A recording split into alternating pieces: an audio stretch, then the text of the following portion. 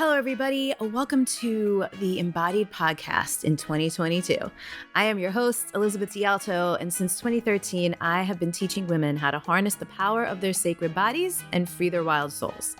This podcast became a big part of that work when we launched in 2015, and what listeners consistently share that they love about the show is how we always aim to address, synthesize, and integrate the physical, mental, emotional, and spiritual aspects of not just healing, but finding self-love, wholeness, and liberation. The show is available on all podcast players and YouTube, and our show notes pages, which you can find at untameyourself.com/podcast, include minute markers and transcripts. If you're a note taker or it's just helpful for you to see things in writing, head on over there and check it out. And thank you so much for listening. Your time, energy, and attention is valuable and precious, and I appreciate that you'd focus any of it here with me and our guests. Let's get into the show.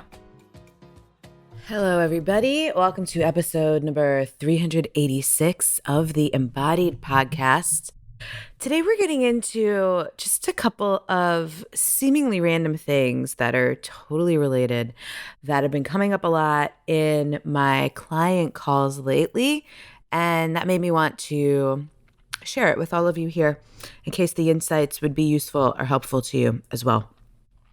So the first thing, many of you know if you've been listening to this podcast, I don't really let an episode go by anymore without mentioning my beloved Carolyn Mace. And something that I was listening to in her Advanced Energy Anatomy audio struck me recently, like within the last few weeks at the time I'm recording this, struck me as just one of the most simple yet profound insights that anyone who's been on like a healing, growth, or transformational path can certainly relate to.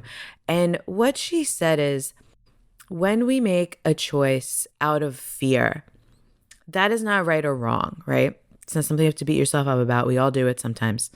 When you make a choice out of fear, what you're also choosing is to learn something in a specific way.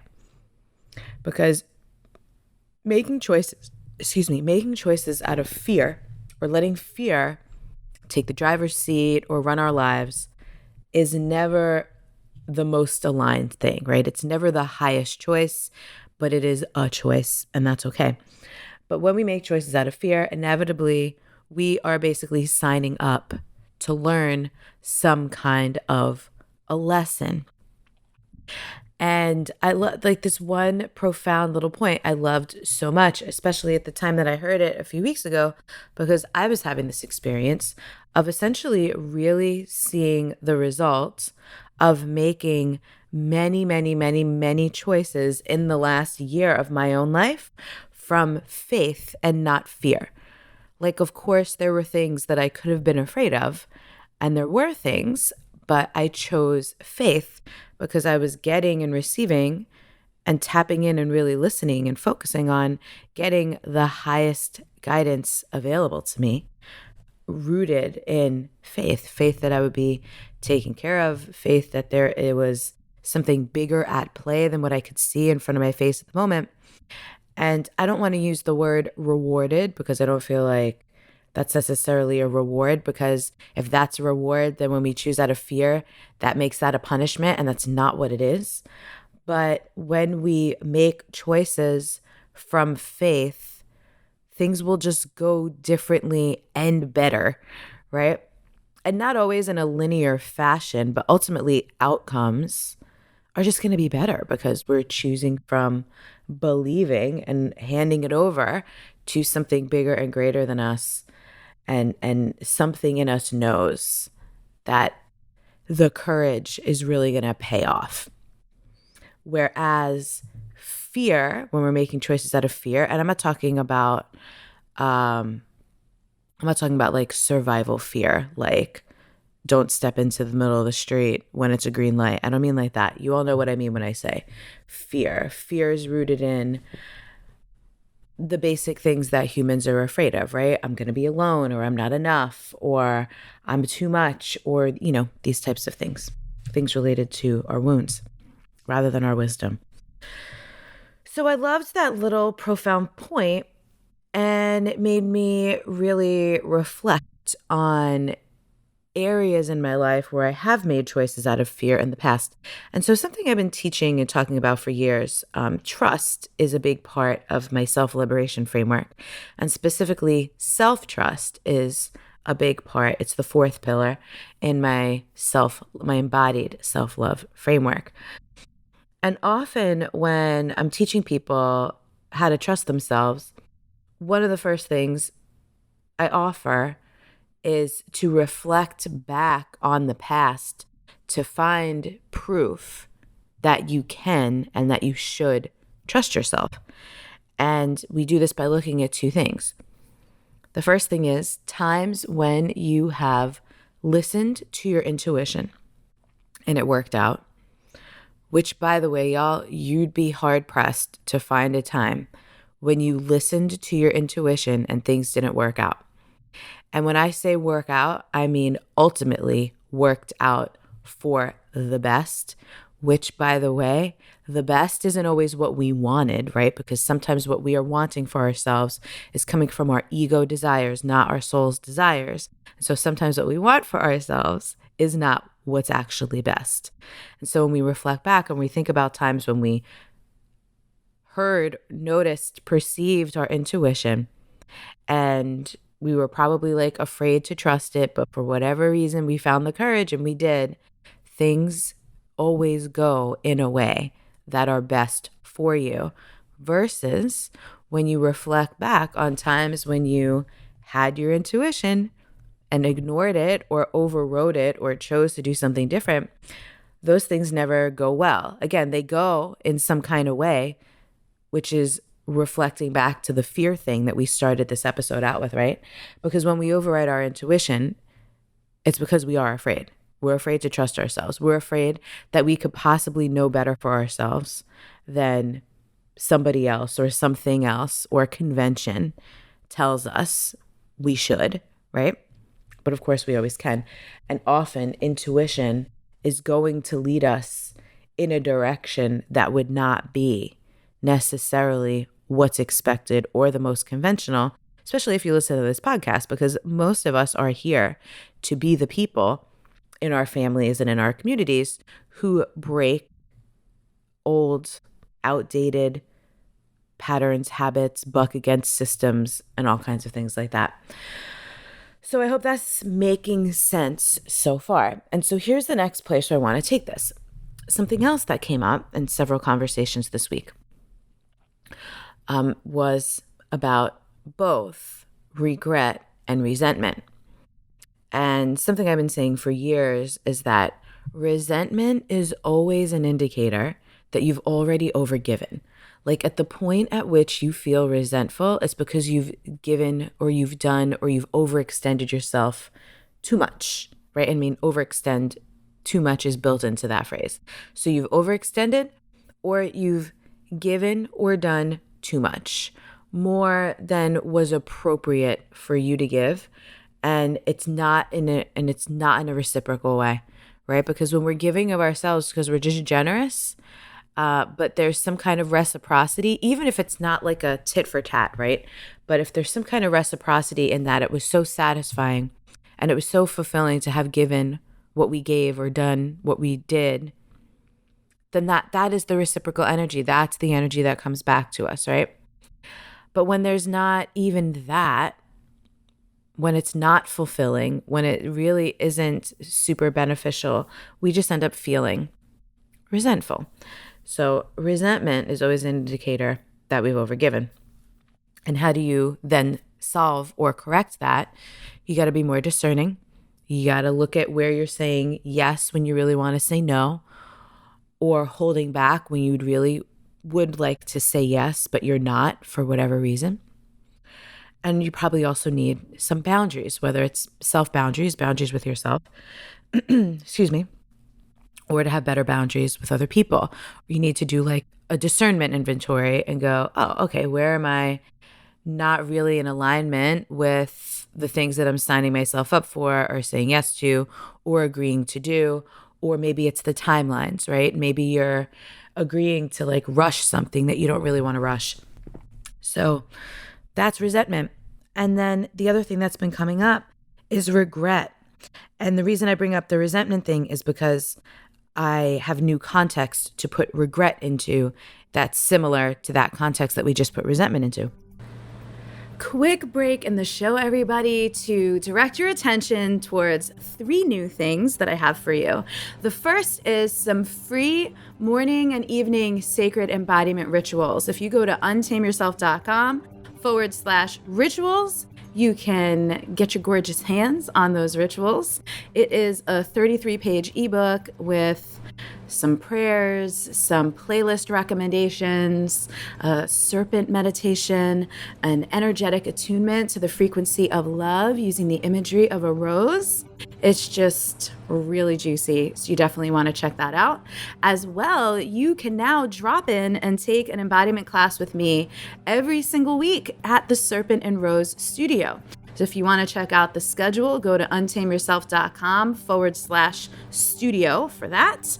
And if you live here in or around Miami, I am teaching twice a month locally in Miami. So make sure you check the schedule for Miami classes. And then last but not least, if you are looking for a grown-up, grounded, sensual, supportive, inclusive container and community to do your healing and transformation and growth work in, make sure you check out the Wild Soul Sacred Body community. That is my year-long container for all of that.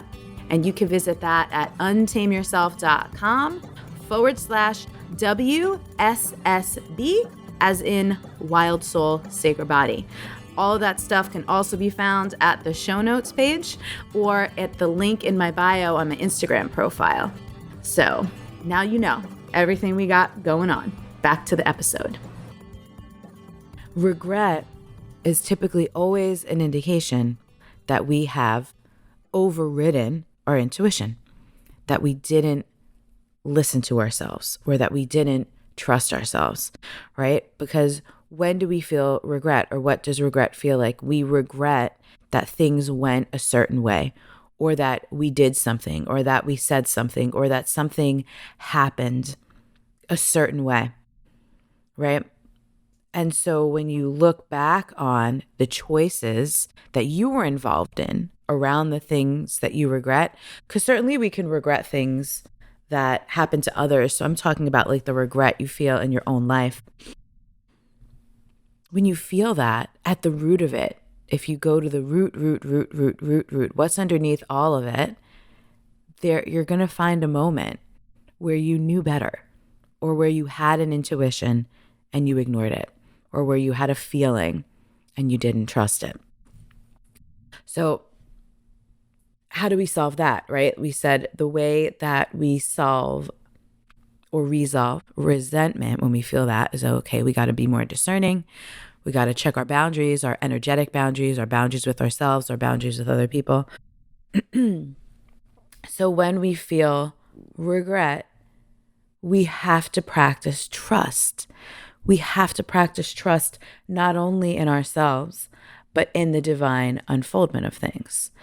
I posted something on Instagram recently within the last few weeks that said, if this is what's happening, I trust it to take me where I need to be.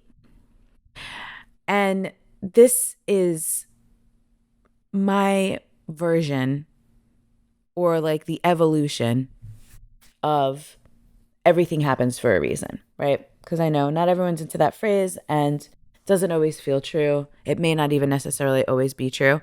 I think we can always find in retrospect reasons why things happened, or things that happened because of whatever happened before that were actually necessary or beneficial in some way, even after tragedy and trauma. But I know that really doesn't resonate for some people. So I like this frame instead, where it's, if this is what's happening, I trust it to take me where I need to go. The reason why I love this is the acceptance built into it. Because often one of the reasons why we struggle with trust, whether we struggle to trust what's happening in life or what other people are doing, or trusting ourselves, is because we're not accepting something. We're resisting something. We're trying to control something we can't do anything about. And so the acceptance piece is really big. So if this is happening, I trust it to take me where I need to go. What I love about this too is it's very humble, because you can be an incredible manifester. You could be, tuning into the highest vibrational frequency of your life, and you're not above drama, trauma, or chaos, because you're a person living in a world with other people, so many other people, with so many variables, in such intense and interesting and evolutionary and revolutionary times. You can't control. Like, your vibration is not going to mean that nothing shitty ever happens in your life. That's just not how life works. Because sometimes, in order to up level or advance or progress or whatever, we are going to be handed like a shit sandwich and be like, how are you going to handle? How are you going to handle that shit sandwich? This is where the rubber meets the road. It's kind of like when I had my gallbladder surgery earlier this year. I could have been like, why is this happening to me? How could this possibly happen when I'm vibrating so high? But I was like, nah, girl, this is what you needed. But how did I handle it? I handled it with a lot of grace, because I surrendered and I accepted. If this is what's happening, I trust it. I trust that this is going to take me somewhere. And then afterwards, it really, like, there were so many beautiful things that rippled out of that really traumatic and painful experience. So, and there's a whole episode on that, by the way. We'll put a link to it in the show notes if you haven't heard me talk about that. So back to this piece on regret being rooted in when we didn't trust ourselves, when we overrode our intuition, when what was really going on was clear to us, but we chose not to acknowledge it, or not to factor it in, or to ignore it, or to pretend that that wasn't happening, or that wasn't what it was, right? And we can all relate to this in so many contexts. Often it happens when we meet people in whatever context, whether it's dating, whether it's working people, if you're someone who hires people in your own company or at your job, wherever you work, whether it's, finding people to collaborate with or team up with for certain things, or whatever it is. Often we'll get a hit about like what's going on or something that's funky, and we'll disregard it because we really like the person, because they seem really great. And in some cases, we are positively projecting our own qualities or our own self onto this person who has not shown us in any way yet that that's who they actually are. But, some of us are optimistic, or we like to give people unearned benefits of the doubt, or some of us really are tapping into people's soul, like seeing their highest potential, or, their highest expression, even when they're not yet seeing it themselves. So this is an area where I notice a lot of people have regret around how they engaged with or how they interacted with people, or choices they made about letting people into their life or their work or their environment in some way, shape, or form. Even if it's just, you're redoing something in your house and you went with the contractor that you didn't really like, but whatever. And then, the project dragged out and ended up being more expensive than they said. I could give a million examples for these types of things. So how do we resolve this? We resolve this with trust and self-trust, to really look at, why do I override my intuition? Why do I ignore myself? When I know better, why don't I do better? And a lot of times that comes down to courage. It comes down to courage. It comes down to willingness to disappoint people, to honor yourself, right? To not abandon yourself for the benefit of others, but to respect yourself, because who's going to do that more and better than you? So that's it. This is a short episode today. Those were just these two insights of operating from fear and faith, and how those parallels between resentment being about overgiving and regret being about overriding your intuition, and how we can resolve those things with better boundaries and better practices around trust. So let me know how those things landed for you, if those insights helped. If you disagree, that's great. Because here's the other thing. I'm offering these things based on my own experience and just so many clients over the years that I see. So they are quite commonly correct, but that does not always necessarily mean it's an absolute truth. So Let me know what you think. This is episode number 386. So links to anything I mentioned can be found in the show notes at untameyourself.com/386. And we'll be back next week with an interview.